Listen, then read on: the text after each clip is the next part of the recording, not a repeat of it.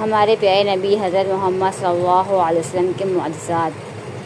بخاری اور مسلم میں حضرت ابو ہریرہ رضی اللہ عنہ روایت کرتے ہیں کہ نبی کریم صلی اللہ علیہ وسلم نے فرمایا، قیامت کے آنے سے پہلے حجاز سے اتنی تیز آنکھ نکلے گی کہ ملک شام سے شہر بصرہ کے اونٹوں کی گردنوں کو روشن کر دے گی، یعنی اتنی بڑی آنکھ ہوگی کہ حجاز سے نکلے گی، اور اس کی روشنی شام میں اتنی تیز ہوگی کہ شام کے اونٹ اس کی روشنی سے راستہ چلیں گے۔ یہ پیش گوئی بھی صادق آ گئی۔ خلفائے عباسیہ کے آخری زمانے میں 3 جمادی الآخر 654 کو جمعہ کے دن بعد عشاء مدینہ طیبہ کے قریب سے وہ آنکھ نکلے۔